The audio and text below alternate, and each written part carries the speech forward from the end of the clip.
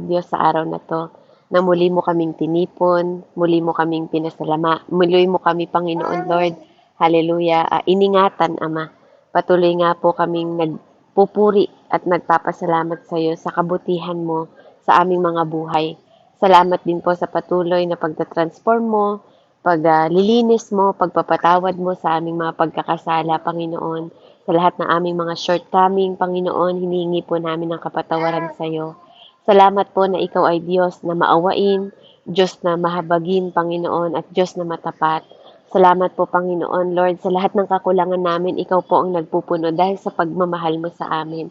Kaya, Lord, marapat ka lang papurihan, marapat ka lang pong pasalamatan sa oras na to. Kaya naman, Ama, patuloy po kami, Lord, sama-sama na nagtitipon sa oras na to, hindi lang para magpasalamat sa iyo, para papurihan ka, para pagsambahin ka sa Espiritu at katotohanan, Ama. Salamat po, Panginoon, sa lahat ng mga pagpapala mo. Ngayong oras na to, matagumpay na po kami, Panginoon, dahil alam namin, O Diyos, na meron kaming Ama sa langit na matagumpay. Kaya naman, O Diyos, salamat po muli sa katagumpayan ng buong gawaing ito, Panginoon, na ngayon pa lang, O Diyos, hallelujah, inilalagay ko po sa iyong kamay at hinahain namin, Panginoon, inilalatag namin ang lahat ng mga panalangin, ang bawat puso ng bawat isa na nandito sa loob ng gawain, Panginoon, Lord. Hallelujah, patuloy ka nga pong mangusap, patuloy ka po, Panginoon, magpakita ng mga bagay na higit pa sa kaya naming isipin, higit pa sa kaya naming gawin. Patuloy ka pong mangusap, Ama, O Diyos, in the mighty name of Jesus. Salamat po sa gabing ito na ikaw po, Panginoon, ang makapagpapahayag, Panginoon Lord, hallelujah, at aabot sa lahat ng mga pangangailangan ng bawat isa. Purihin ka, O Diyos, dakilain ka, tulatiin, sa pangalan ni Jesus. Amen and amen. Amen. So, the common life. Na po, napakahalaga po ng ating mga buhay. Amen. Kung ito po ay nagagamit natin ng maparaan. Mahalaga po kung ano yung pinaniniwalaan natin about sa Diyos. Kasi ito po yung magdidetermine sa atin kung paano po tayo magre-respond sa God's call. Kaya napakahalaga po na maintindihan natin kung bakit at maunawaan natin kung saan ba tayo talaga tumatayo. Yung paniniwala natin about sa Panginoon. Ano po ang magpapalakas po kung paano tayo magre-respond, hallelujah, sa kapanawagan po sa bawat isa sa atin. Amen? So sa 1 Peter 2:9, amen po, pahanap din po sa Tagalog. 1 Peter 2:9, sabi po dito, "But you are a chosen people, a royal priesthood, a holy nation, God's special possession, that you may declare the praises of Him who called you out of the darkness into His wonderful light." Amen? Sa Tagalog po.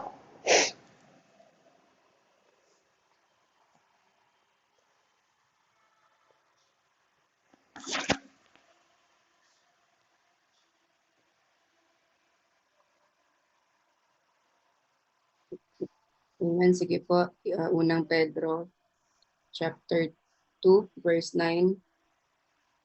Ngunit kayo ay isang lahing pinili, mga maharlikang pari, isang bansang hinirang, bayang pag-aari ng Diyos, pinili upang magpahayag ng mga kahangahangang ginawa niya.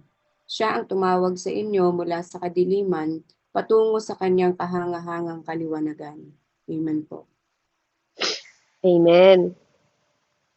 So, nakita niyo po napakahalaga po ng ating kapanawagan. At siya ang sinasabing pumili. Nakikita niyo na po ba yung screen ko?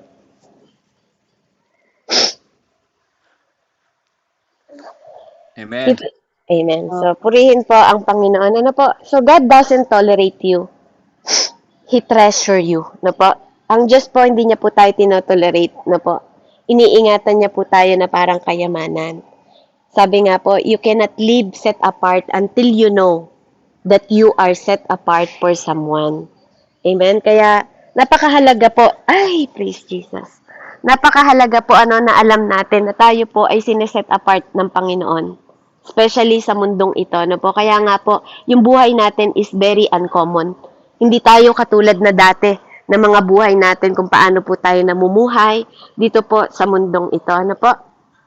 So, ito po yung mensahe na pinarating po sa akin, ano, bagamat kagabi, after pong nagtrabaho, no, talagang late na rin po ako. Pero, glory to God po, ano, kasi hindi madamot ang Diyos. Hindi po siya madamot sa, ano, sa mensahe sa bawat isa sa atin.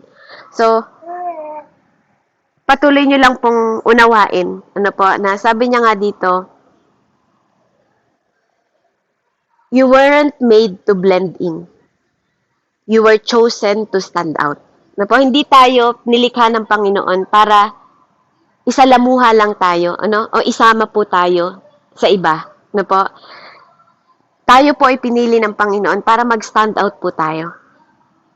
Para tumayo tayo sa kapanawagan sa atin ng Panginoon. Na po, sineset apart po tayo, tinawag niya tayo, kinall out niya tayo, pinosisyon niya tayo para maging reflection po ng kanyang ilaw. Amen? So, ito po yung mga bagay na dapat po we're living the uncommon life looks like.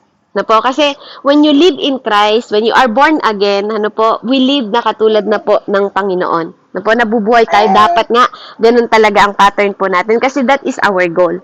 To live uncommon life. Na po. At to live uncommon life is not built on good intention. Na po? It's built on strong foundation. Na po? The strong foundation is the unchangeable love of God. Na po? Actually, itong mensahe po na to, series po ito, no? Series po na, ang first point po ng series na binigay sa akin is the love of God. Amen? So, God's love. Ano po? Yun na po ang first point ng ang common love, ang common life natin, nagsisimula po yun because of God's love. Sa buhay mo at sa buhay ko. And it's unshakable. Pagmamahal po ng Panginoon ang pinag-uusapan natin, hindi to katulad ng pagmamahal mo dati. Na po, napabago-bago, napaiba-iba ka ng crush, paiba-iba ka ng love, di ba? Paiba-iba ka ng hilig. Amen? Hindi po siya ganon. It is unshakable. Hindi mo po to masishake. Ano po, yun po yung love ng God is unconditional. Hindi ito dahil mabait lang yung asawa mo, ngayon mahal mo siya. Di ba? Paano pag di na siya mabait? Pag maganda yung asawa mo, mahal mo siya. Paano pag di na siya maganda? Amen? So, ito po yung unconditional love na pinag-uusapan po natin. No? Love is the foundation. Na po? Ang foundation po natin ay ang pag-ibig. Amen? Ang obedient po natin is our framework. Na po, ito po yung nag-aano sa atin, pinaka-frame niya para makatayo tayo. Na po, yung pagiging obedient natin sa Panginoon. At ang transformation po ang resulta ng lahat ng yon. Amen? So, tulungan niyo lang po ako no, na, or i-ano na lang natin, alam niyo naman po yung kwento nito. Sa Matthew 24:27, na po makikita natin dito, na nasa introduction pa lang po ako. Ina-emphasize ko lang po kung paano po no, ang pagtatayo. Iba't ibang klase ng pagtatayo. Sa Matthew 7, makikita po natin, 24 hanggang 27, na po, kung paano po nag-build yung isa pong tao. Na po, sabi niya dito, therefore, everyone who hears this word of mine and put them into practice is like a wise man who built his house on the rock. The rain came down and the stream rose, and the wind blew and the beat against that house. Yet it did not fall because it had the foundation on the rock. But everyone who hears the words of mine and does not put them into practice is like a foolish man who built in the house on sand. The rain came, the stream rose, and the wind blew and beat against the house, and it fell with a great crash. Amen? So, nakita po natin, ano po, na meron daw nagtayo. Nakita niyo po ba sa Tagalog? Pwede niyo po bang basahin? Matthew 7:20, ano po, 24 hanggang 27.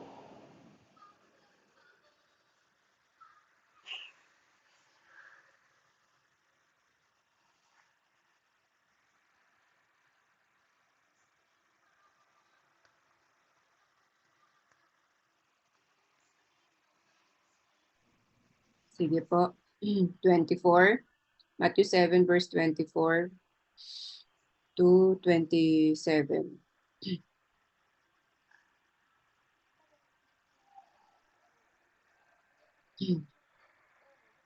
Kaya't ang bawat nakikinig at nagsasagawa ng mga salita kung ito ay maitutulad sa isang taong matalino na nagtayo ng kanyang bahay na ang pundasyon ay bato. Umulan ng malakas, bumaha, at binayo ng malakas na hangin ang bahay na iyon, ngunit hindi nagiba sapagkat nakatayo iyon sa bato. Ang bawat nakikinig ng aking salita, ngunit hindi naman nagsasagawa ng mga ito, ay maitutulad naman sa isang taong hangal na nagtayo ng kanyang bahay sa buhanginan. Umulan ng malakas, bumaha at binayo ng malakas na hangin ang bahay, ito ay bumagsak at lubusang nawasak. Amen po. Amen. So praise God po sa translation po ng The Message, sabi po noon ng Bible, hindi po ako But if you just use my word in the Bible studies and don't work them into your life, you are like a stupid carpenter who built his house on the sandy beach. When a storm rolled in, the wave came up, it collapsed like a house of cards. Amen? So, nakita po natin ito, no? And how nagde-define po yung lahat ng variables between the both builders, kung paano po sila nagre-respond, kung paano nila narinig ang salita. So, ito po, hindi po ito mga unbelievers. Mga believers po ito na nakarinig ng salita, pero hindi lahat magkakatulad ng respond. Ganon din po sa iyo at sa akin ngayon sa loob ng Bible study na to. May mga nakakarinig po na hindi totoong nagbibuild ng kanilang relasyon sa Panginoon. Amen? May mga nagbibuild po, kaya nakikita natin, iba-iba tayo ng pagbabalik po sa Panginoon, no? Kung paano po tayo magre-respond sa salita ng Panginoon. At katulad po ng sinasabi sa salita, na kung tayo po ay nagtatayo, nagba-Bible study lang tayo, nakikinig nga tayo, pero hindi natin pinuput sa practice yung lahat ng naririnig po natin para tayo mga stupid, mga hangal, na nagtatayo, na pagdating ng storm, mawawasak lang. Amen? So, nakita po natin kung bakit napakahalaga po ng pagbibuild on God's love na maging foundation po ng lahat ng bagay na binibuild natin. Na binibuild natin pagdating po sa pananampalataya. At alam nyo ba na ang Diyos ang nagtuturo sa atin nun? Kasi tayo lang po ang nagpuput sa practice, pero ang Diyos ang nagpaparinig sa atin ng mga salita na to para meron tayong gawing pundasyon. Siya ang nagbibigay ng bagay na i-build natin. Pinaririnig niya yung salita niya sa atin para tayo mag-respond.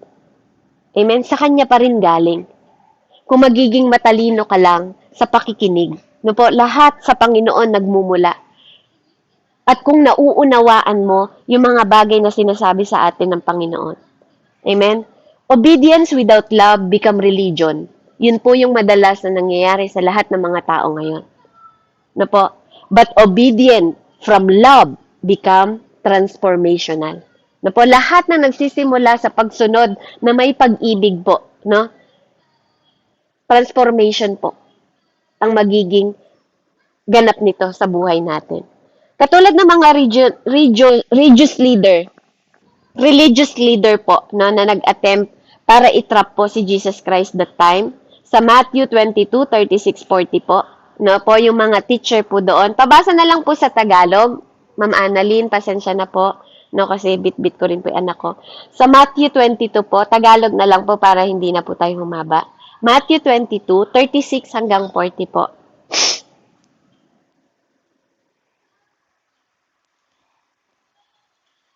Matthew 22:36-40. Guro, alin po ang pinakamahalagang utos sa kautusan? Tanong niya. Sumagot si Jesus, ibigin mo ang Panginoon mong Diyos ng buong puso mo, buong kaluluwa mo at buong pag-iisip mo. Ito ang pinakamahalagang utos. Ito naman ang pangalawa, ibigin mo ang iyong kapwa gaya ng pag-ibig mo sa iyong sarili. Sa dalawang utos na ito, nakasalalay ang buong kautusan ni Moises at ang katuruan ng mga propeta. Amen po sa pagkabasa. Amen. So makikita po natin yung dalawang tao dito na nagtanong po sila, yung dalawang klase po ng kwento na makikita natin yung pag-respond nila. So, yung context na to, that time po, meron pong 613 law ng Jewish sa mga tao na kinikip nila yung law that time. 248 po doon mga magagawa nila at 365 po mga don't, no? Mga hindi po sila ang gagawa pero nakasaad po yun sa law. So, nakita po natin doon, constantly debating which one were more important. Some wanted to trap Jesus into ranking them wrongly so they could accuse him to the false teaching, no? Karamihan po talaga, even po ng mga Pariseo noon, madalas po, tinatrap nila sa mga pagtatanong, si Jesus Christ. At talaga pong gusto nila na hinahanap nila yung pagkakamali o naghahanap sila ng butas para matrap po si Jesus sa kanyang pagtuturo. Dahil nga po, naging rabay nga si Jesus po nung siya po ay nabubuhay. Isa siyang teacher, isa po siyang parang siya po yung pastor, di ba? He is our shepherd, di ba po? Kaya maraming tao ang nakikipagdebate nung si Jesus po ay dumating kasi yung way ng pagtuturo niya is sobra pong ibang-iba sa pagtuturo ng mga Pariseo. At ang kanilang pong hangad is laging mapahamak si Jesus dahil sa kanyang pagtuturo. Dahil pakiramdam nila napapalitan na yung posisyon nila, 'di ba? Mas hinahangaan na si Jesus, mas marami nang lumalapit sa kanya. Amen. So Jesus answered the surprise listeners. Instead of picking just one law doon sa kanya pong mga utos sa law na binigay niya noon sa lumang tipan, or getting trapped in legal arguments, Jesus summarized the entire Old Testament law into two rational principle. Vertical relationship po and horizontal. Vertical relationship, kaya nga po yung cross nakikita natin yung vertical po nun, yun po yung love God fully, your heart. Pinag-uusapan dito yung puso natin. On how your affection natin, sa puso po yung nagmumula. Yung soul natin, yung spiritual being natin po, na nag-grow sa pamamagitan po ng pagmamahal natin sa Panginoon. At yung mind natin para to renewing our thoughts and decision. Amen? Sa horizontal naman po, relationship dito, tinuturo tayo on how we do the relationship sa love people. Love people authentically. Kung paano sila ibabalue ng same way ng pagbabalue mo sa iyong own life, sa sarili mong buhay. Na pagmamahal mo sa kapwa mo katulad ng pagmamahal mo sa sarili mo. Sinamarize lang po ng Panginoon yung mga law nung kesa po sabihing isa-isa kung paano siya makakasunod at paano siya makapasok sa kaharian ng Panginoon. So, why it's matter? It's not about religious rules. It's about relational realities. We can live your life checking boxes. Tayo po, paano natin chine-check yung ating mga life? Amen? Dahil ba nagpupunta ka sa church? Dahil ba nagdadasal ka? Dahil ba sa mga binibigay mo? But it's love, sabi nga dito, kung ang pagmamahal po sa Panginoon at ang others ay hindi po natin na maimamaneho behind it, you're missing the point. Kapag hindi natin naintindihan kung ano ang tunay na kabuluhan kung bakit tayo nagpupunta sa church, amen, bakit tayo nagdadasal, at bakit tayo nagbibigay, namimiss po natin yung totoong kahulugan po ng paglapit natin sa Panginoon.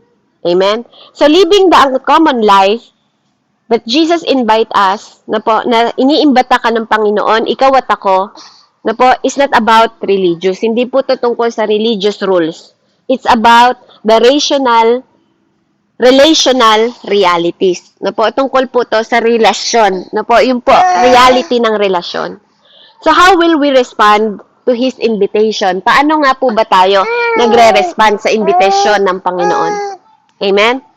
So, dito po makikita natin, same invitation doon po sa binasa, pero different respond. Nakarinig po, both na nakarinig ng salita, pero magkaiba po ng pagre-respond. Amen? So, Matthew 4 po, Ma'am Annalyn, 18 hanggang 20. Ito po si Matthew na natagpuan ng Panginoon. So, yung mayaman po, sinabi niya kung paano makakarating sa kaharian ng Diyos. Ano yung gagawin? So, sinagot siya ni Jesus. Ito naman po si Peter. Amen? Kung paano naman po siya nung kinatagpo at nakarinig ng salita. Mateo 4, verse 18 to 20. Minsan naglalakad si Jesus sa tabi ng lawa ng Galilea. Nakita niyang naghahagis ng lambat sa lawa ang dalawang mangingisda, si Simon na tinatawag ding Pedro at ang kapatid niyang si Andres. Sinabi ni Jesus sa kanila, "Sumunod kayo sa akin at gagawin ko kayong mga mangingisda ng mga tao." Noon din iniwan nila ang kanilang mga lambat at sumunod kay Jesus. Amen po. Amen. So, alam niyo po, yung pagkarinig mo sa Panginoon, andun agad yung obedient nilang magkapatid. Hindi lang isa sa kanila, both po sa kanilang magkapatid. Amen? Sa Luke 9:59-62 po, basahin po muna natin mga verses. Luke 9:59 po hanggang 62.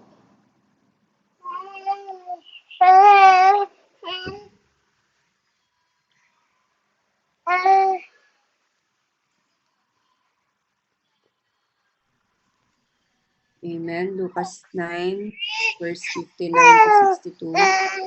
At sinabi naman niya sa isa, "Sumunod ka sa akin." Ngunit sumagot ito, "Panginoon, hayaan lang po muna ninyong maipalibing ko ang aking ama." Sinabi ni Jesus sa kanya, "Hayaan mo na ang mga patay ang maglibing sa kanilang mga patay. Ngunit humayo ka at ipahayag mo ang kaharian ng Diyos." May isa namang nagsabi sa kanya, "Susunod po ako sa inyo, Panginoon, ngunit hayaan ninyong magpaalam muna ako sa aking pamilya." Verse 62, at ganito naman ang tugon ni Jesus, "Sino mang nagsimulang mag-araro, ngunit panay ang lingon, ay hindi karapat-dapat sa kaharian ng Diyos." Amen po. Amen. So, nakita po natin, iba't ibang klaseng tao, At ganun tayo, Tayo pong lahat, iba-iba tayo. Iba si Ate Annalyn, iba si Ate Billie Jean, iba si Kuya Lindon, iba si Tatay Yolando, iba si Kuya James. Magkakaiba po tayo. At katulad po ng kwento na to, nakita po natin, iba-iba po ang respond ng bawat isa sa atin kung paano po tayo susunod sa kalooban ng Panginoon. At iba-iba rin po ang ating obedient. Kung paano tayo sumusunod sa gusto ng Panginoon. Hindi, ibig sabihin, hindi ka naniniwala sa Panginoon dahil Panginoon ang tawag nila eh. Ibig sabihin po, mga naniniwala sila sa Diyos. Amen? Pero, sa realidad po sa mundong ito, tunay na maraming naniniwala, pero magkakaiba po tayo ng pagsunod. Magkakaiba tayo ng pinapahalagahan at magkakaiba tayo ng inuuna. Amen? Kasi dito po makikita ninyo kung ano yung priority ng bawat isa. Ano nga ba ang priority mo? Ikaw, kapatid, ano yung priority mo? Kung sabihin ba sa'yo ng Panginoon, "Halika, follow me," kaya mo bang iwanan lahat para sa Panginoon? Amen? Kaya napakahalaga po ng pagre-respond natin, sa lahat ng tinawag, iba-iba po. Iba-iba po ang bawat respond nila at pagsagot nila sa Panginoon. Amen?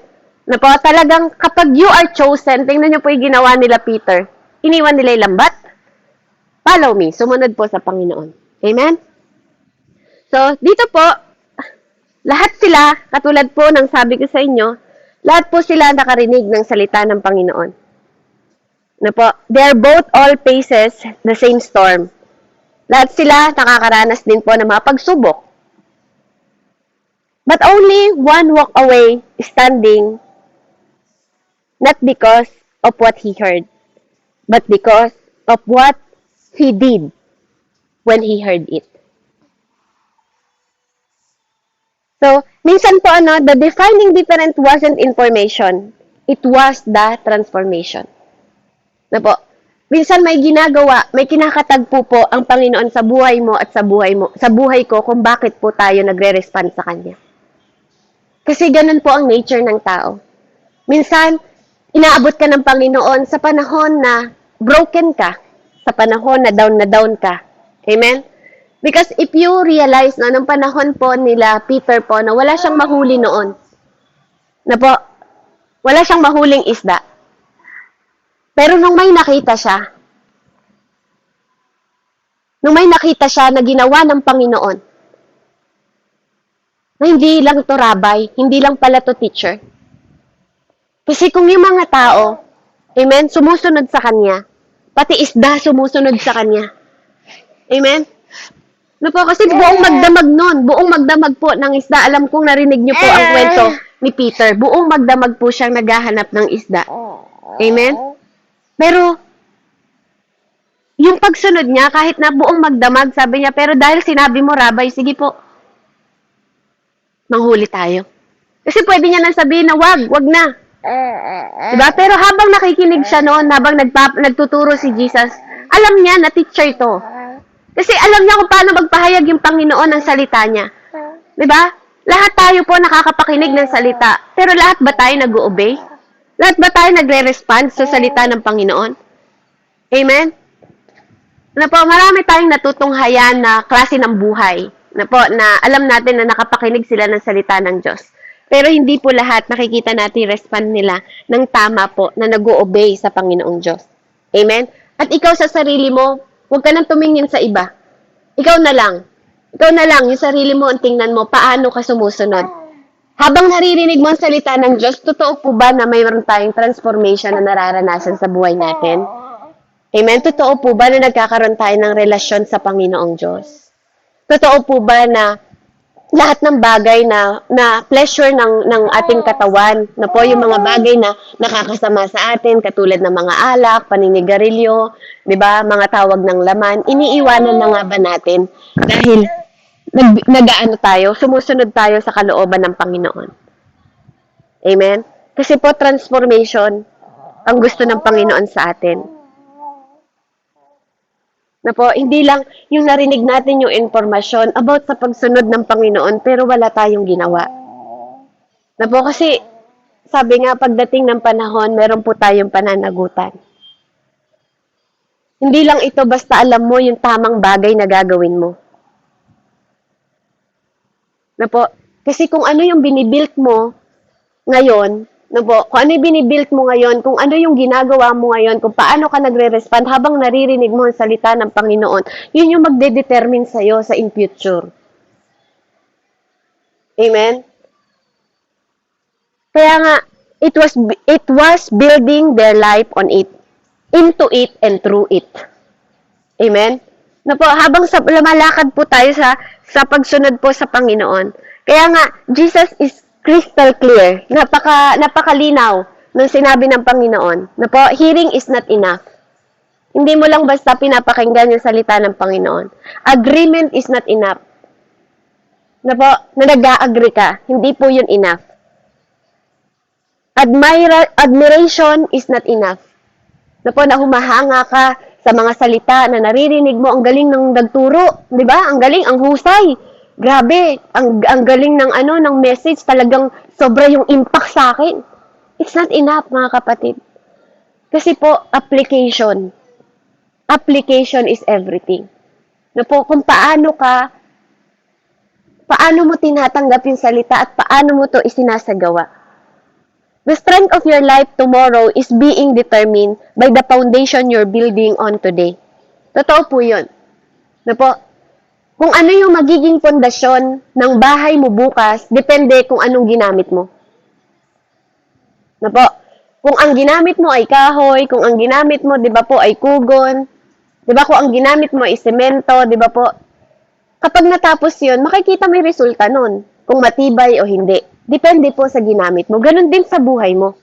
Kung anong nilakaran mo, kung ano yung mga sinunod mo, na po, yun din po, yung magde-determine sa future mo. Diba?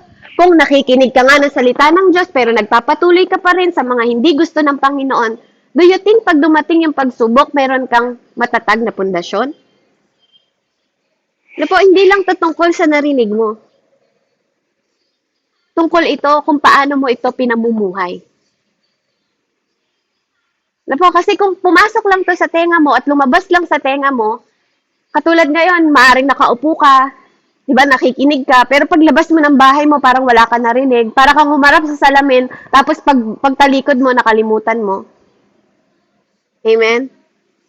O kaya, maaring nakaupo ka, pero may mga kasama kang nagtatagalan, di ba? Nagiinuman.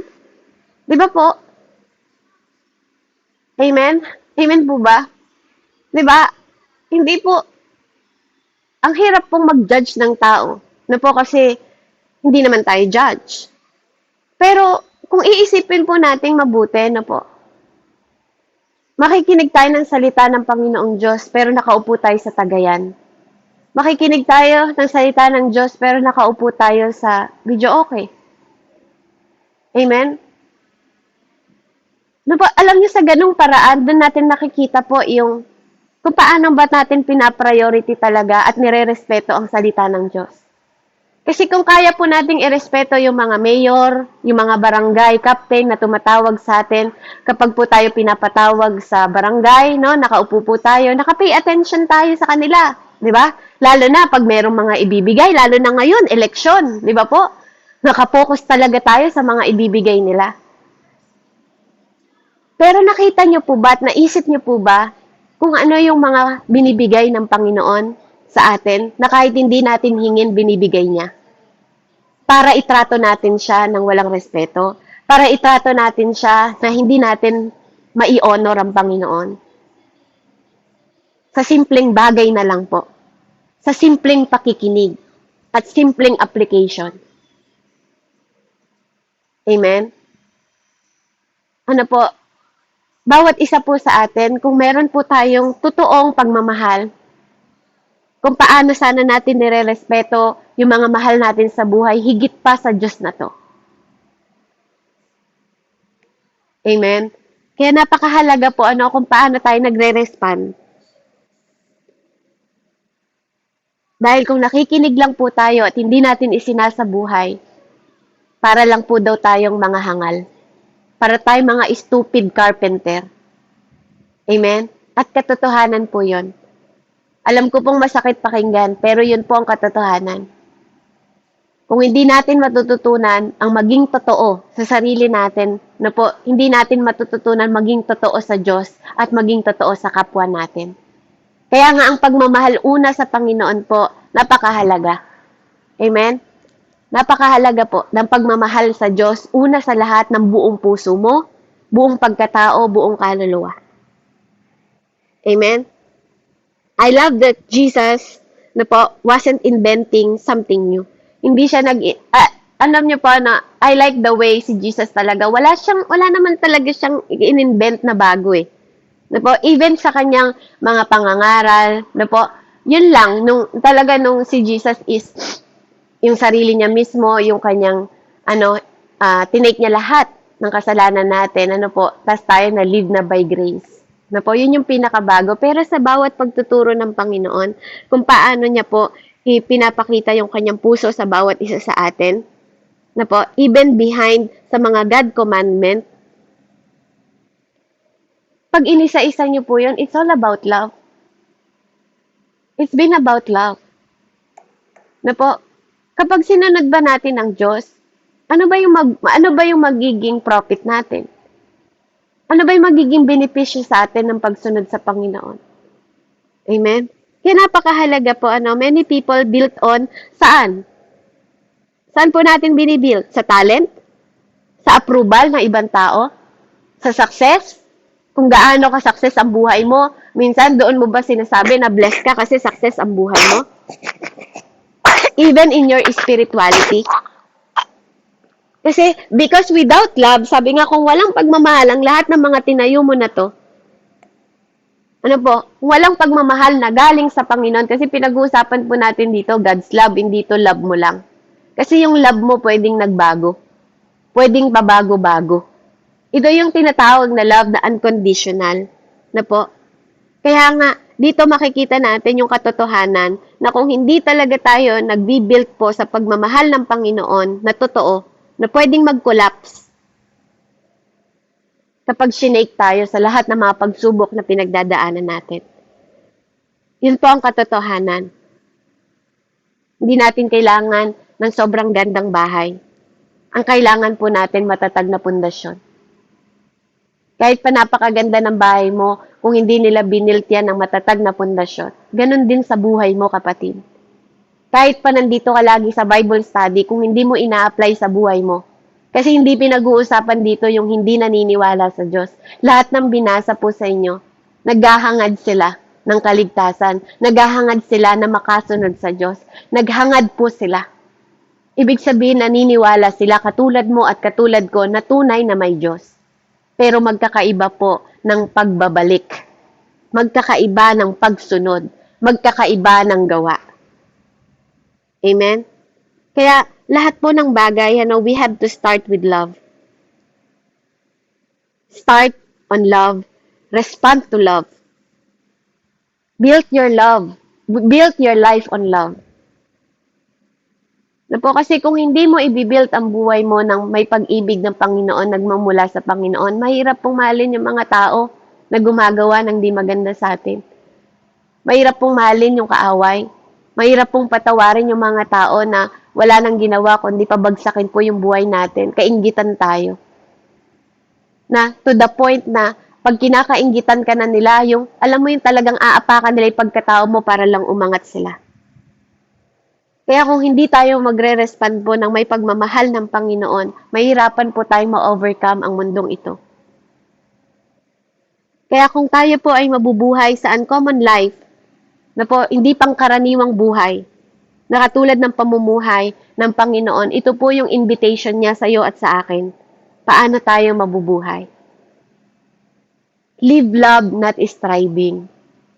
Na po, pag sinabing striving, hindi yung lagi kang parang nakikipaglaban sa mundong ito. Mabuhay ka ng may pagmamahal, hindi yung para kang hikahos na hikahos sa mundong ito. Built on His love. Amen? Say yes without delay. Na po, napakahalaga po na mag-build po tayo ng may pag-ibig at sumunod po tayo ng hindi po nadidelay. Kasi for example, may pinapagawa sa iyo ang Panginoon last year pa. Amen? Halimbawa, yung ka-office mate mo, halimbawa si Ma'am Annalyn may katrabaho. Sabi niya, Annalyn, gawan mo nga ng plan to kasi kailangan natin na i-show natin kay boss para magkaroon tayo ng pagbabago dito sa ating company. O sige, gagawin ko. No? Kailangan natin, meron tayong deadline. Ang deadline natin sa susunod na May 5. O sige, sabi niya, gagawin ko. Tapos, kinakamusta ka. O, kamusta na? Kamusta na sis? Nagawa mo na ba? Oo, pinag-usap pa. I'm working on it. Diba? Pinag-iisipan ko pa, I'm working on it. Na po, hanggang hindi niya nagawa. Na po, tapos one day po, lumapit siya dun sa niya. After na ng ilang buwan. Kasi minsan, tinitingnan ka rin, sinusubukan ka ng ibang tao kung paano ka kapursige. Na po, kung paano mo ka mahal at pinapriority yung trabaho mo minsan na pinapagawa sa'yo at pinagkakatiwala sa'yo. No, tas halimbawa lumapit si Ma'am Annalyn. Ito na yung pinapagawa mo. Sis Annalyn, hinihingi ko po yan nung May 5. Diba? May nagbigay na ng mas maganda. Hindi, kasi kaya natagalan. Actually, dinagdagan ko pa nga eh. Alam mo ba na may mga dinagdag pa ako na hindi na kailangan dyan, pero alam ko na mas magpapaganda sa company natin. May deadline kasi. Hindi na yan kailangan ngayon. Iba na ulit. Diba? Alam niyo, yung sumusunod ka pero dinelay mo, inuutusan ka ng Panginoon pero dinelay mo. Na po, iba yung sinasabi niya ngayon. Kasi iba na ulit yung sasabihin niya sa susunod. Kaya kung hindi mo sinunod yung sinabi niya ngayon, na po, delaying is disobedient. Magkaiba po yun. Magkaiba yung pagsunod mo na nag-obey ka kaagad at pagsunod mo na na-delay. Amen? Kaya, purihin po ang Panginoon, ano po, napakabuti po na matutunan natin kung paano po natin ito gagawin. Amen? So, number 1 po, no, accepting God. Accepting God's love.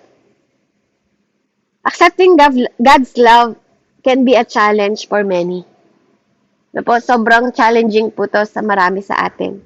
Amen? Kasi, sabi ng iba, hindi daw madali. Kasi we live in the world where acceptance is earned. Kaya hindi madali kasi nga, dito sa mundong ito, we're trying sa mga tao na tanggapin tayo.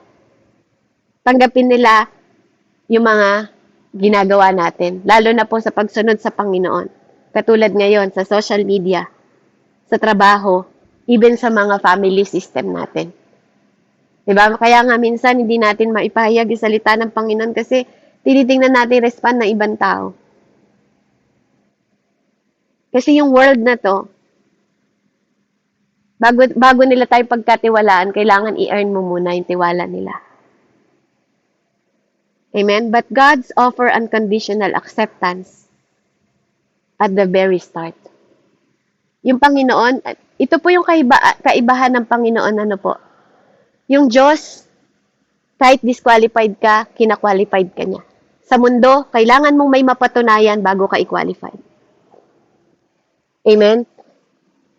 Kailangan mong may gawin bago ka nila i-qualify. Pero kay Jesus, just present yourself. Ano po, makita ka lang niya na available. Ano po, nag-o-offer siya ng unconditional sa lahat ng bagay. Ano po, even sa mga gift, basta alam niya na available ka. Basta alam niya na gusto mong magpasama sa kanya. Basta alam niya na gusto mo siyang tanggapin ng totoo. Sasamahan ka niya. Kahit hubad na hubad ka, yung walang-wala ka, yun nga gusto niya, yung broken ka, yung walang-wala ka. Kasi the more na tinatanggap mo yung kahinaan mo, dun lumalabas yung kapangyarihan ng Diyos. The more na ikaw yung tao, na sinasabi mo sa sarili mo na, Lord, wala akong kaya kung wala ka.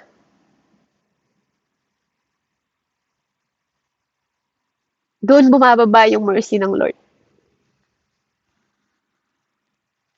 Doon lalong bumababa yung pagmamahal niya sa'yo. Lalong nag-grow yung grace niya kasi inaamin mong hindi mo kaya.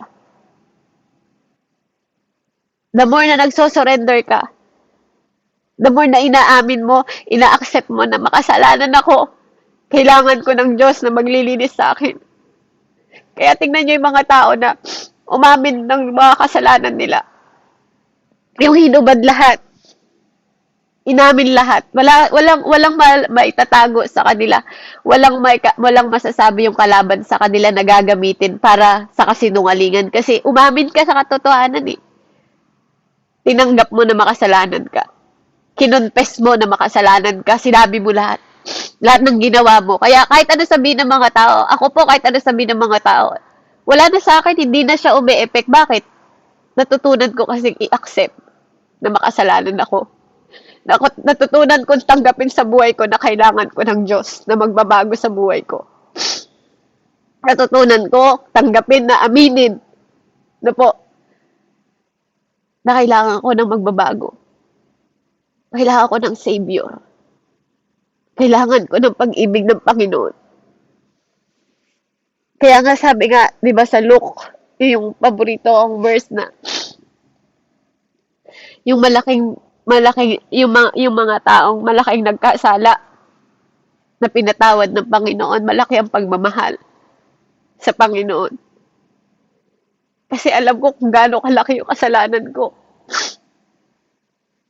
Kasi alam ko na kandidato ako sa impyerno kung hindi ako nakakilala sa Diyos, kung di ko tinanggap yung pagmamahal ng Panginoon sa akin.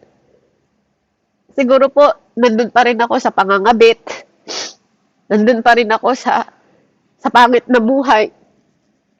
sa mayabang na buhay, nandun pa rin ako sa pag-iinom, nandun pa rin ako sa mga bagay na ginagawa ko na hindi po kalooban ng Panginoon. Kaya, yung natutunan kong i-accept po yung love ng Panginoon, ano po, hindi ko naman to inisip na maging reward eh. O para, sabi nga dito, God's love is not a reward for your performance. Kasi maraming tao nagpe-perform po sa mundong ito. Hindi po to performance. Ang pag-ibig po ng Panginoon, hindi katulad ng tao na nagpapasikat ka sa, di ba, sa gusto mo, ganun. Hindi siya ganun. Dito po nagsisimula yung relasyon niya sa'yo. Pag naramdaman mo yung pagmamahal ng Panginoon sa'yo. Na po, masasabi mo na lang sa sarili mo, paano mong minamahal yung katulad ko? Paano mo namahal yung katulad ko? Kaya magre-respond ka dun eh. Doon ka magre-respond eh. Kasi pag naisip mo yung mga ginagawa mo sa kanya, hindi ako kamahal-mahal, pero bakit mo ako minahal? Lord, hindi ako kapatapatawad, pero bakit mo ako pinapatawad? Doon ako natutunaw na po, pag naiisip ko yung mga bagay na ginawa ng Diyos sa buhay ko. At ginawa ng Diyos, hindi lang sa akin, kasi damay-damay yung nangyari sa buhay ko. Pati pamilya ko, pati asawa ko, pati buong pamilya ko, lahat ng mga anak ko. Sabi niya po sa Romans 5:8, but God demonstrate His own love for us in this, while we are still sinner. Christ died for us. Makasalanan pa lang tayo. No po. Mahal na tayo ng Panginoon. Namatay na siya para sa'yo, para sa akin. Hindi pa lang ako pinapanganak, namatay na yung Panginoon para sa akin. No po, hindi inantay ng Panginoon na makilala ko siya. Hindi inantay ng Panginoon na mag-act ako sa love niya. Amen? God didn't wait for us to get our act together to love us. Hindi niya inaantay yung respond niya na mahalin mo rin ako, anak, para mahalin kita. Kasi yun yung gusto ng mundo, di ba? Mahalin mo naman ako. Di ba? Sa mundo ganon, para mahalin kita. Di ba? Yung iba nga nagmamakaawa pa sa pagmamahal eh. Yun yung mundo. Nakita niyo po yung kabaligtaran ng way ni God at way ng mundong ito. Kung bakit hindi tayo dapat nagre-respond sa calling ng mundong ito. Kasi dito sa mundo, kailangan mo magmakaawa sa pagmamahal ng ibang tao. Pero sa Diyos, hindi ka pa pinapanganak, mahal ka na niya. Siya yung una sa lahat. Siya yung unang nagmamahal. Siya yung unang nagpapatawad. Amen. Yung mga tao, pag nakagawa ka lang ng pagkakamali, ako, bilang leader sa ministry, siguro pag ako nagkamali ng isa, lahat kayo, nakapoint yung finger sa akin. Amen? Ano po? Kasi ganun yung nature ng tao. Pag nagkamali yung isa nating kapatid, 'di ba? Para tayong mga ano na nakapoint lahat ng finger natin. Ay, bakit ko pa susundin yan? Nagkamali naman yan. Kamusta ka? Kamusta ka? Minsan ba sa buhay mo, hindi ka nakakagawa ng pagkakamali? Kasi kung minamahal mo lang yung kapatid mo, kung minamahal mo lang ako, dahil hindi ako nakakagawa ng pagkakamali, ang totoong pagmamahal, yung pag nakagawa ako ng pagkakamali, mahal mo pa rin ako. Yun po yung totoong pagmamahal. Yung kahit nasasaktan ka na sa ginagawa nila, minamahal mo pa rin sila. Yun yung pagmamahal. Kaya nga sa kasal, pag sila for better and for worse, dapat mahal mo. Kasi kung mahal mo lang siya sa better niya, paano pag worse na? Kasi lahat ng tao may weakness, lahat ng tao may worst thing. Di ba? Na ginagawa. Kaya alam niyo po na pag di natin naintindihan yung pagmamahal ng Panginoon, hindi po natin ito mapuput together sa action. Amen? Kasi yung Panginoon na to, He loved us at the worst. And Jesus gave His life for us anyway. His love is proven not by what we earned, but what He gave. But what He gave. Hindi natin pinaghirapan. binibigay niya lang. Na po, yung sa mga worst time natin, yung mga bagay na ginagawa natin, mas higit niya tayong minamahal. No, alam ng Panginoon na kapag ikaw mamamatay tao, mas kailangan mo ng mas higit na pagmamahal. Pag ikaw drug addict, kailangan mo ng mas malaking pagmamahal. Pero sa mundo, pag murderer ka, walang magmamahal sa'yo. Pag addict ka, walang magmamahal sa'yo. Pag addict ka sa alak, walang magmamahal sa'yo. Yun yung mundo. Amen? Kaya yung mga tao, alam nyo, lalo silang nagiging addicted. Kasi nga, lalo silang pinababayaan ng mga tao. Kasi wala nagmamalasakit sa kanila. Kaya maraming tao nagpapakamatay. Kasi walang nakikinig sa kanila. Kaya akala nila yung alak, 'di ba? Yung mga bagay, mga kaibigan na nila na hindi mga mananampalataya. Kasi bakit? Minsan, nakakalungkot man po sabihin sa inyo. Minsan, yung church natin, mas tayo yung nagtataboy sa mga tao na dapat niyayakap natin. Alam niyo po, habang ginagawa itong mensahe na to, pinapaunawa ng Panginoon sa akin na ang church is hospital. Hindi ka mamimili ng pera ng tao na may pera at wala. Kasi kahit anong klaseng sakit, gagamutin dapat ng church. Pero ngayon, it's changed, di ba? Ngayon, pag nakita kang puro tato, di ba, bawal ka sa church. Amen po? Even pati sa pananamit, ginajudge na rin ng church. Alam nyo, pero sa harap ng Panginoon, alam nyo po,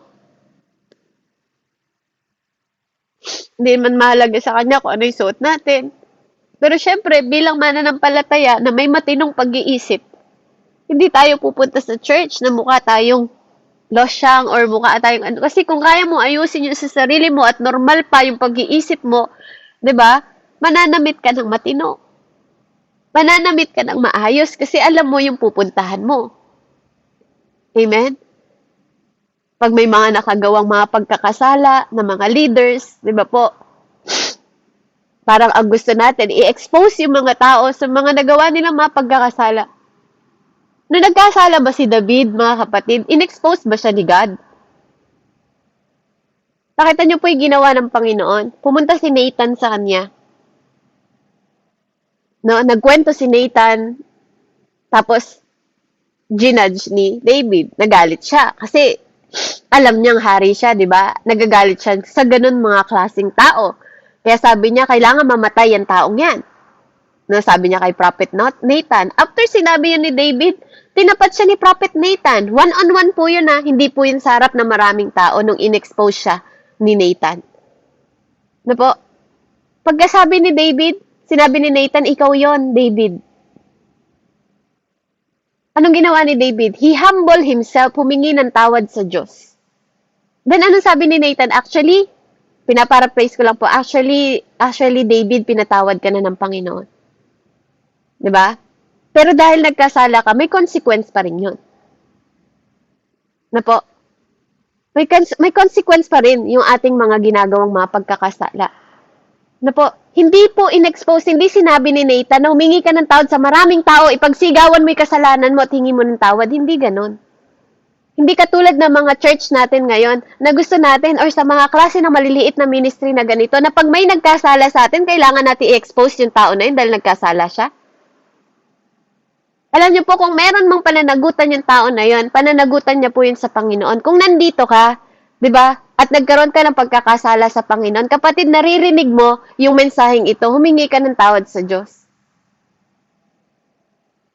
Na po, kung ginagawa natin parang laro itong Bible study na to, dahil online lang ito, na po, sa mata ng Panginoon, lahat ng gawain na kanyang, nandoon po ang Panginoon, nasa kalagitnaan po siya. Depende sa pagre-respond mo. Depende sa pag-accept mo. Amen? Kaya, until you are sure of God's love, hanggang ma-realize mo na po na ang pagmamahal ng Panginoon sa'yo, you will second guess every risk. Na po, hindi ka na magdadalawang isip na mag-take risk kapag na-realize mo ang pagmamahal ng Panginoon sa'yo. Hindi ka na magde-delay sa every obedient. Na po, sa bawat pagsunod mo sa Kanya, hindi ka na magde-delay. Ikikling mo yung sarili mo, na po, ng lesser. Sabi niya, and cling to every lesser identity the world offers you. Hindi ka na maniniwala sa lahat, no, ng paniniwala kung sino ka. Iba kasi yung pagkakilala ng mundo sa'yo sa pagkakakilala ng Diyos sa'yo. Kaya kung ang foundation natin is your effort, your morality, your success, your emotion, magko-collapse po lahat ng yun. Magigiba po lahat yon. But if your foundation is unshakable, proven, initiating, complete love of God, you will be able to say yes when it's scary. Matututunan mong sumagot ng oo, Lord, kahit nakakatakot. Yes po, kahit na gagastos ako. Yes po, kahit na hindi pa ako sumikat dyan. Yes po. 'Di ba? Kahit pa yung daan ko hindi malinaw. Amen? Kasi the uncommon life doesn't start with what you do. Na po, hindi po ito nagsisimula kung ano yung ginagawa mo. Nagsisimula ito kung anong pinaniniwalaan mo, kung sino siya sa buhay mo.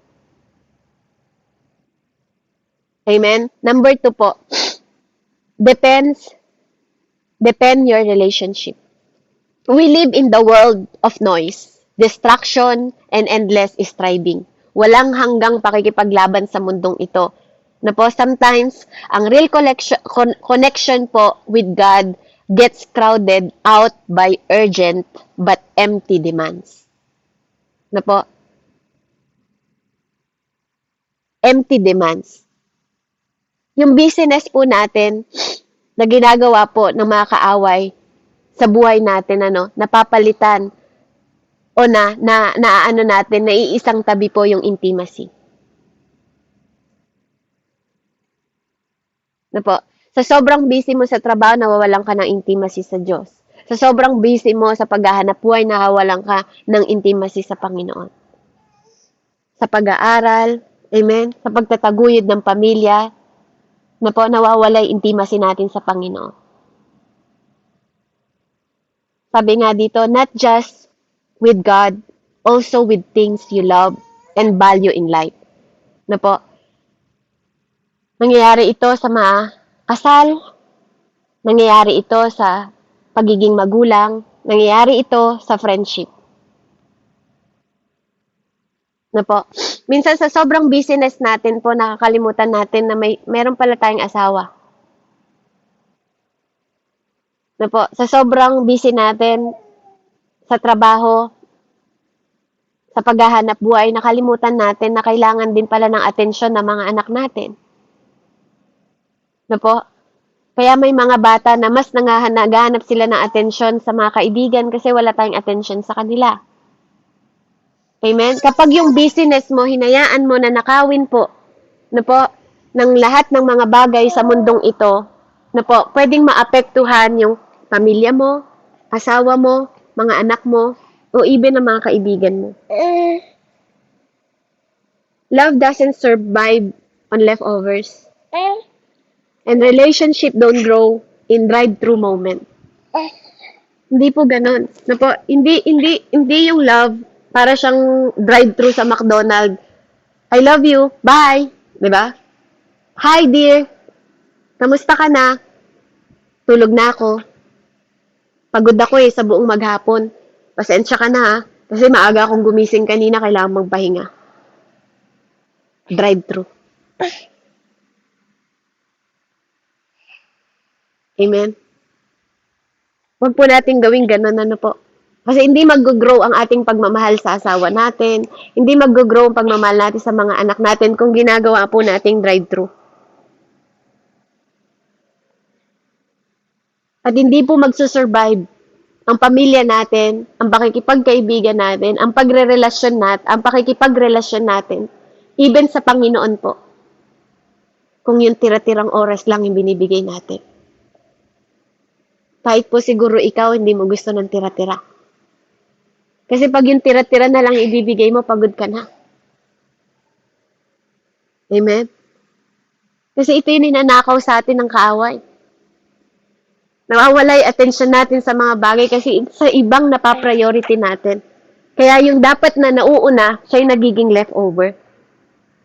Kaya maging matalino po kayo sa ginagawa ng mga kaaway. No po? If the enemy can get you to run from God, he'll settle for keeping you too busy to really connect with Him. No po? Kung hindi ka niya makuha, na po na mailayo sa Panginoong Diyos, gagawin niyang busy yung buhay mo para malayo ka sa Diyos. Amen? Because distance doesn't always look like rebellion. Na parang ang feeling mo okay lang, pero hindi mo alam, na po, yung pagdistansya mo, nagkakaroon tayo ng rebellion. Sometimes, it just look like distraction or neglect. Nababaliwala natin o at nadidistract tayo. Na po. So, deepening your relationship, kung gusto mong palalimin yung relasyon mo sa Panginoon, hindi po ito, it's not about earning more of His love. Hindi mo kailangan na i-earn yung pagmamahal ng Panginoon. It's about experiencing more His presence. Ito po yung maranasan mo yung presensya ng Diyos na lagi mong kasama sa lahat ng ginagawa mo.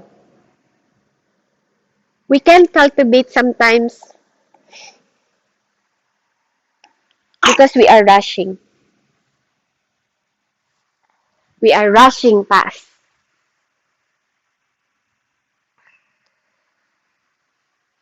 Sabi nga po dito, yung meaningful about God invitational. Na minsan kaya natin hindi makultivate po, na po, yung mga ginagawa natin para sa Panginoon. Hindi natin magawa ng maayos kasi masyado tayo nagmamadali. Hindi lang po ito para maniwala tayo sa Panginoon. Ito po yung manatili tayong nasa Panginoon. Sabi po sa John 15:5, I am the vine, you are the branches. If you remain in me and I in you, you will bear much fruit. Apart from me, you can do nothing. Amen? So kung hiwalay po tayo, sabi niya, if you don't prioritize real connection with God, you drip from Him without even realizing it.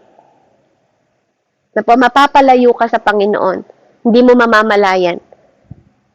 Na po, kasi iba na yung pinaprioritize mo. And you won't drift into the uncommon life accidentally. Hindi po yun nangyayari na aksidente. Na po, ang uncommon life po hindi nangyayari na aksidente. Intentional po. Amen? Intentional po. Kung gusto mo magkaroon ng uncommon life kasama ang Panginoon, kailangan mo maging intentional. Kailangan mong magpalalim sa salita ng Panginoon at magpalalim sa kaunawaan kung paano ito nagwo-work.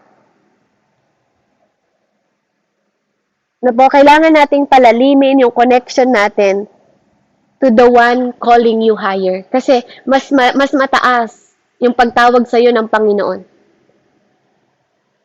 Na po, kaya you are above, not below, sabi nga. Mataas po ang kapanawagan sa atin ng Panginoon. Hindi ka lang basta tinawag ng Diyos. Amen? Number 3 po, last, obey His voice. Obeying God's voice is not about legalism, it's about love. Na po, hindi to legalism, hindi to basta sumusunod ka lang sa Panginoon para makita ng mga taong sumusunod ka. O pakitang tao lang, kaya ka sumusunod. Na po, kaya ka sumusunod kasi naintindihan at naunawaan mo yung pagmamahal ng Panginoon, kaya ka sumusunod. In a world, independence and self-direction are celebrate surrendering to another voice feel unnatural. No, kasi hindi po mukhang natural yung pag naririnig natin yung tinig ng Panginoon na tinatawag tayo. So kung gusto natin magkaroon po ng buhay na independent sa Panginoon, buhay na may direction para i-celebrate natin pagdating ng tamang panahon, na po, kailangan nating makinig, kailangan nating magkaroon ng sensitivity sa boses po ng Panginoon para makasunod po tayo. Everything around us say, follow your heart. Do what feels right. Trust yourself. Pero yung uncommon life, ang sabi po sa atin, doesn't follow emotion. Uncommon life, hindi po ito nagpapalaw sa the voice ng ibang tao, kundi nagpapalaw ito sa voice of shepherd. Na po, hindi lahat ng tinig sa mundong ito papakinggan mo. Kapag ikaw sumusunod sa Panginoon, alam mo yung pinapakinggan mo. Kasi my sheep hear my voice, sabi nga ng Panginoon. Obedience is not condition for God's love. Hindi po ito kondisyon. It's a confirmation that His love has changed you. Confirmation to na kapag nababago ang buhay mo, ibig sabihin, yung pag-ibig ng Panginoon, binabago ka. Kaya mo na-appreciate na, kaya ka nagpapasalamat sa lahat ng bagay. Amen? Hindi tayo sumusunod to earn God's approval. We obey because we already have His affection. Amen? Obedient in the language of trust. Kasi nagtitiwala ka, kaya ko sumusunod. Na kahit wala kang nakikita sa kabilang buhay, alam mo na may naghihintay sa'yo. When you trust His love, you trust His leadership. Amen? Kapag nagtitiwala ka sa Panginoon, nagtitiwala ka sa pagiging leader niya. Disobedience typical comes down to distrust. Kapag ikaw ay nagdi-disobey sa Panginoon, nangangahulugan lang po ito na hindi ka nagtitiwala sa Kanya. Somewhere in your heart, we believe, my way is safe. My way is safer. No? Minsan sa buhay mo, mas iniisip mo na yung way mo is mas safe. Yung timing mo is mas better. Yung plano mo is more make sense. Na po? Pero sa Panginoon, yung command niya are not barrier to life. They are gateway into real life. Na po? Kaya nga, kung palagay mo mas safe yung way mo, sabi ni Lord, I am the way. Na po? Kung feeling mo yung timing mo mas better, sabi ni Lord, when the time is right, I, the Lord, will make it happen. Siya mismo. Na po? Because He's not working in timing. He is the time. My plan makes more sense. You only realize that God's plan makes sense when it makes sense. Totoo po yun. Kasi walang maniniwala sa'yo. Na walang maniniwala sa'yo hanggang makita nila yung resulta. Hanggang ipakita ng Panginoon sa kanila na may result. Di ba? Sa mga ginagawa mo. Until it makes sense. Pero ikaw, bilang mananampalataya, maniniwala ka. Na po? Kaya, ang gusto po ng Panginoon sa atin, hindi po siya nagko-command para bigyan tayo ng harang sa buhay natin. Kinumand niya tayo na mahalin siya at mahalin yung kapwa natin para magkaroon tayo ng daan patungo sa totoong buhay. Kaya kung ikaw ay nagdadalawang isip na makinig sa boses ng Panginoon, at kung ikaw ay nagdadalawang isip sa purpose ng Panginoon, kung dinedelay mo yung pagsunod sa Panginoon at nagiging disobey ka sa pamamagitan ng mabagal na pagsunod o paggawa. Amen? When His love is your foundation, you will say yes, even when the outcome is unclear. Kahit hindi mo nakikita ng maliwanag yung bagay sa hinaharap mo, susunod ka. Oo ka, kahit na alam mo na kailangan mo mag-spend dito kahit pa'y pera mo. O kahit pa mag-cost ito ng anong bagay sa buhay mo, you will say yes. Dahil alam ng puso mo na yung isang tumatawag sa'yo, alam niya kung anong mas mabuti para sa'yo. Amen? You don't obey to be loved. Hindi ka sumusunod dahil minahal ka. You obey because you are loved. Na po? Sumusunod ka dahil alam mong mahal ka. Alam mong minamahal ka niya. Minahal ka niya bago ka nagmahal. Na po? Hindi ka sumusunod para mahalin niya. Na po? Hindi ka sumusunod para mahalin niya. Sumusunod ka dahil alam mong mahal ka niya. Amen?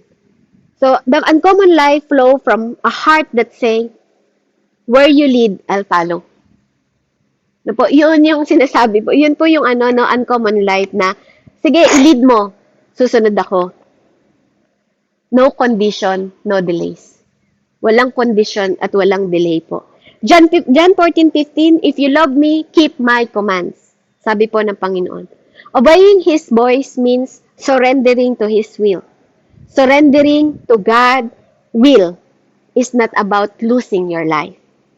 It's about finding the life you were created for.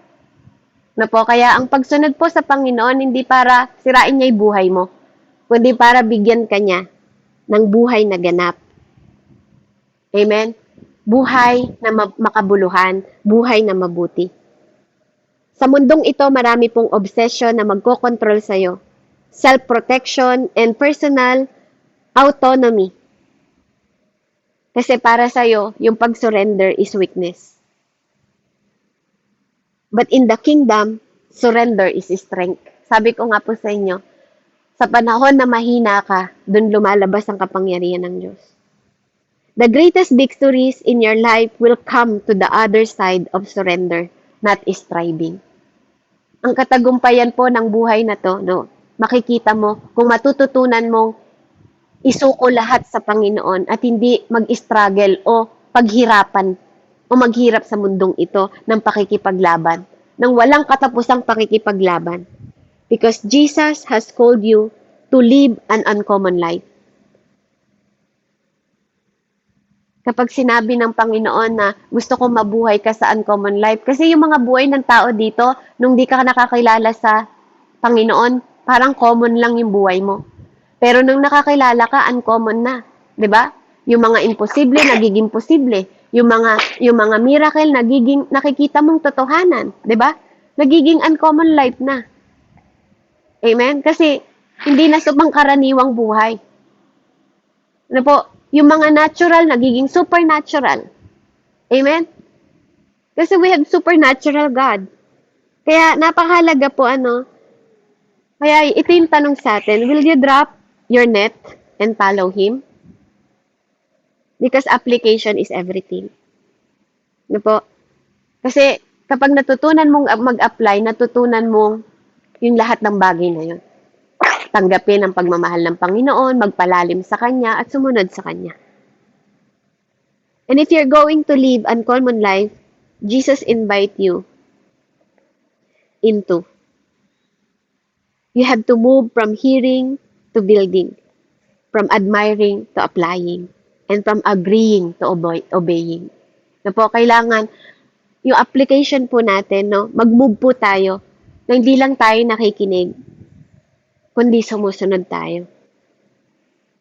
Hindi lang tayo nakikinig. Na po, ina-apply natin sa buhay natin. Na po, hindi lang tayo humahanga. Gumagawa tayo. Hindi lang tayo tumutugon, sumusunod tayo. Amen? Kaya here's the honest question. Are you building your life on love or performance? Kasi iba po yung nagmamahal sa nagpe-perform.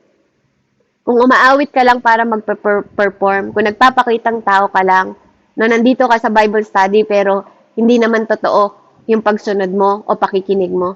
Amen? Isa ka sa nagpe-perform. Pero kung ang pagmamahal ng Panginoon at nakikinig ka sa salita ng Panginoon at nagpapabago ka, that's transformation. Amen? Are you responding with surrendering or delaying? Ito po yung mga tanong na tanongin natin sa sarili natin. Are you following when it's easy or even when it's costly? Amen? So, our invitation today, ngayong araw na to, build your life on the love of God, not the applause of people.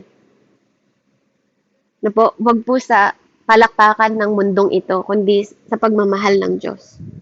Maging mas malalim po yung relasyon natin araw-araw, hindi lang occasionally. Hindi lang kapag nabe-bless ka, doon ka lang nagpapalalim sa salita ng Diyos. Dapat kahit anong season ng buhay mo, nagpapalalim ka. Yung pagsunod sa boses niya, immediately, hindi eventually. Na po, at pag-surrender, pagsuko po sa lahat ng will fully, not selectively. Because the commandment of the Lord is not multiple choice. Hindi po pinipili ang sinusunod lang.